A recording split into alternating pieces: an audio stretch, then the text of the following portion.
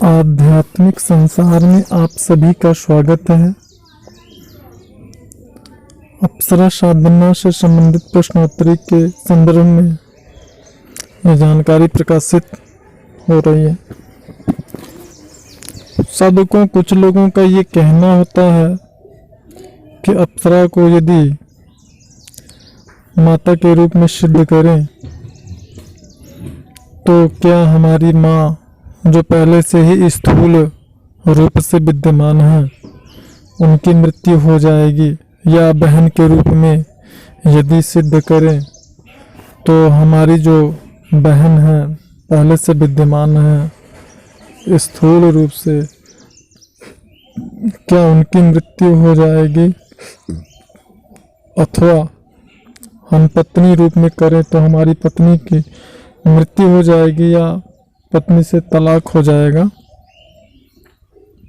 इस प्रकार की लोगों में भ्रम बना हुआ है। तमाम इस प्रकार की जानकारी आपके सोशल मीडिया पे उपलब्ध है, जिससे लोग इस प्रकार की विचारधारा से परेशान हैं और ये बार बार ये लोग पूछते हैं और इस समस्या से लोग परेशान रहते हैं। तो हम ये बताना चाहेंगे सर्वप्रथम कि अगर आप अप्सरा साधना करना चाहते हैं तो आप जो है अप्सरा की साधना या तो मार्गदर्शक, मित्र या प्रेमिका, इन्हीं तीन रूपों में करिए। अन्य किसी रूप में आप साधना करने का प्रयास मत करिए, क्योंकि अन्य किसी रूप में करने से आपको किसी प्रकार का कोई बहुत ज़्यादा लाभ या बहुत कम लाभ प्राप्त होने की संभावना है, ऐसी कोई बात नहीं है। और रही बात कि अगर मातृ रूप में यानी माता के रूप में करते हैं तो माता की मृत्यु हो जाएगी, तो बिल्कुल बकवास है, ये सत्य नहीं है, ये असत्य है पूर्णतया। इसी प्रकार बहन के रूप में करिए या पत्नी के रूप में करिए तो इनकी मृत्यु हो जाएगी, यह भी बिल्कुल असत्य है। पत्नी के रूप में करने पे आपके और आपके पत्नी के बीच में जो व्यवहार होते हैं वो जो है कि व्यवहारिक जो लाइफ होती है, गृहस्थ आश्रम की जो लाइफ होती है, उसमें क्लेश आ जाता है, लड़ाई झगड़े, तनाव, एक दूसरे के प्रति नफरतों की भावना, वो सामान्य व्यवहार नहीं रह जाता, लेकिन मृत्यु हो जाती है, यह पूर्णतः असत्य है। मार्गदर्शक, मित्र या प्रेमिका के रूप में आप वो सारी जरूरतें आपकी पूरी हो सकती हैं जो एक माता के रूप में होती हैं या बहन के रूप में होती हैं। तो ये पूर्णतया असत्य है, इन बातों में कोई वास्तविकता नहीं है, इसलिए बिल्कुल निश्चिंत होकर के आप साधना कर सकते हैं। अब मैं क्यों कह रहा हूं कि आप मित्र रूप में करिए, प्रेमिका रूप में करिए या मार्गदर्शक रूप में करिए, क्योंकि अप्सरा जो है वह उसकी जो पसंद होती है, क्योंकि मैं जो भी जानकारी प्रकाशित करता हूँ वह दैवी शक्तियों के प्रेरणा से ही प्रकाशित करता हूँ। तो उनकी जो खुद की जो इच्छा होती है, जो प्रसन्नता होती है, ना तो वो माँ के रूप में क्या कहते हैं सिद्ध होने में बहुत ज़्यादा प्रसन्नता रखती हैं, ना बहन के रूप में। और पत्नी के रूप में मैंने इसलिए नहीं बताया क्योंकि भाई पत्नी के रूप में सिद्ध करने के लिए आपके पास अत्यंत असीमित मात्रा में योग बल का होना बहुत ज़रूरी है, और साथ ही साथ बहुत ही कठोर साधना आपको करनी पड़ेगी। और उसके लिए आपके जो गुरु हों वो आप उनके ही सानिध्य में लगातार उनकी देख रेख में साधना करें, वो आपके पास हों।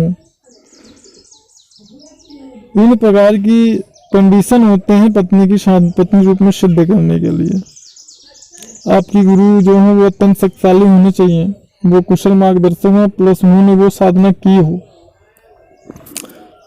तब जाकर के ऐसा अगर आप करते हैं तो आपको सफलता प्राप्त होती है, वो भी बहुत ही कठोर परिश्रम करने के बाद में।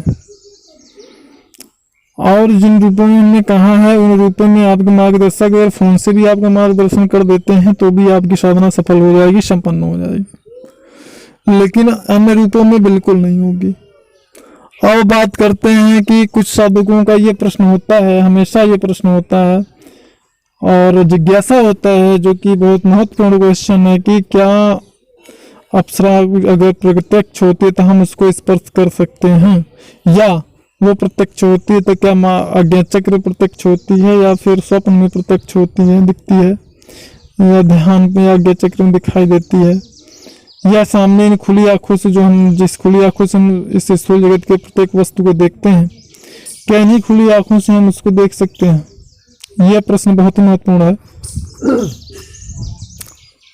तो इसके बारे में फिलहाल तो हमने अपनी प्रीवियस वीडियो में जानकारी प्रकाशित कर रखी है, लेकिन यहाँ पर मैं ये जानकारी को दे रहा हूँ कि ऐसा बिल्कुल होता है, और इसीलिए ये कहा जाता है कि लास्ट के दिनों में लगातार, जैसे कुछ साधकों का कहना होता है कि गुरुजी अगर रोज हम माला या फूल का व्यवस्था न कर पाए तो क्या करें, तो उनको भी ये कहा जाता है कि लास्ट के 3 दिन कम से कम लगातार आपको अपने पास गुलाब के फूलों का 2 माला जरूर रखना है, जो कि एक को अप्सरा के तस्वीर पे आप चढ़ाते हैं और दूसरा अपने पास रखते हैं। जब अप्सरा प्रत्यक्ष होती है तो आप उसको उसके गले में डाल देते हैं और उसको कुछ मिष्ठान वगैरह देते हैं। अब यह उनके ऊपर निर्भर करता है कि वह उसको ग्रहण करती हैं या नहीं करती हैं। दोनों ही अवस्थाओं में अच्छा है, कोई बुरा नहीं है।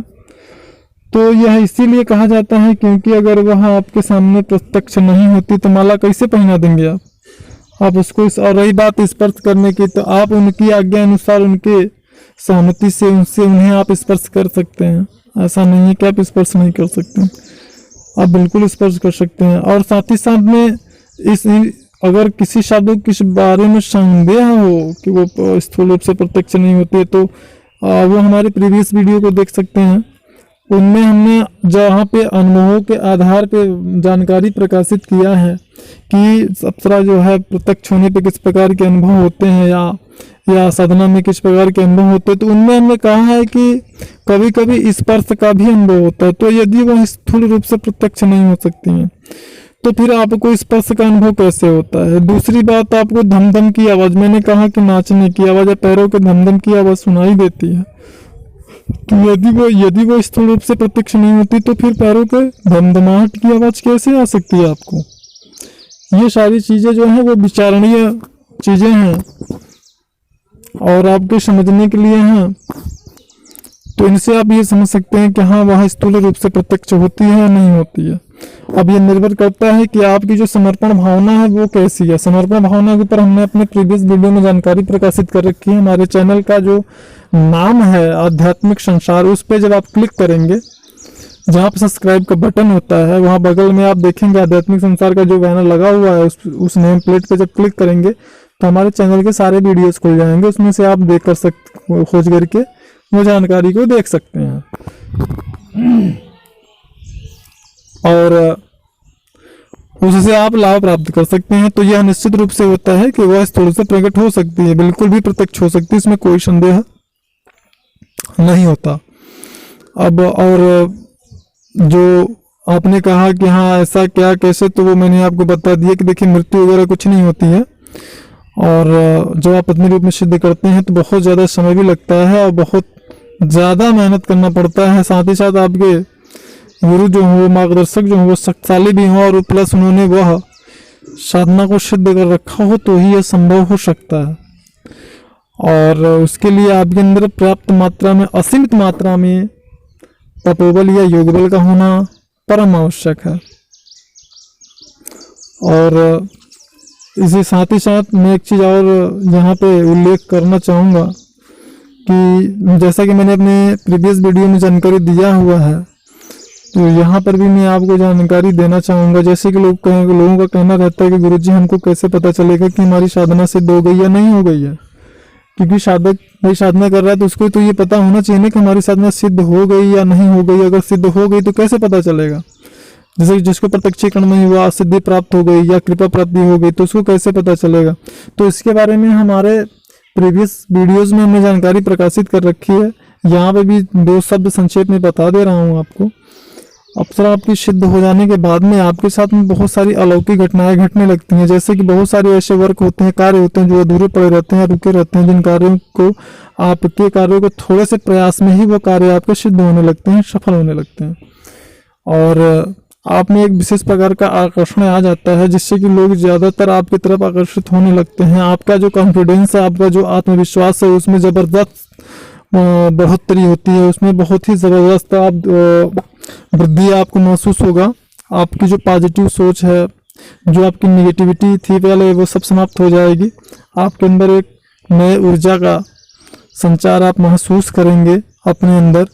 जैसे कि कोई बहुत बीमार व्यक्ति हो, कोमा में हो, उसके बाद अचानक वो ठीक हो जाए तो अपने शरीर में तरोताज़गी महसूस करता है। इसी प्रकार से इस प्रकार से आप अपने अंदर एक नई ऊर्जा का जो है एहसास करेंगे, जबकि आपको अप्सरा साधना में सिद्धि प्राप्त होती है। और साथ ही साथ में बहुत सारी विशेष विधियां होती हैं जो अपने साधक को हम बताते भी हैं, जिनके माध्यम से आप ये निश्चित करते हैं कि हाँ आपको सिद्धि प्राप्त हो गई है, अथवा आपको कृपा प्राप्त हो गई है, अथवा नहीं। और प्रत्यक्षीकरण तो भाई अलग बात है, उसमें तो आप डायरेक्टली उनको देख ही लेते हैं, तो वो ऐसे ही सिद्ध हो जाता है कि हाँ आप जो है आपको साधना सिद्ध हो गई है। तो जानकारियों के क्रम में वीडियो आते रहेंगे। और जिन साधकों को अगर साधना करना है और सामग्री जिनको हमसे प्राप्त करना है, तो वो जल्द से जल्द प्रयास करें, क्योंकि नवरात्रि से 4 से 5 दिन पहले से ही ये सारी सेवाएं बंद कर दी जाएंगी, क्योंकि मुझे भी अपनी साधना करनी होती है। जानकारी अच्छी लगी हो तो वीडियो लाइक जरूर करिए। मिलते हैं नेक्स्ट वीडियो में, तब तक के लिए नमस्कार।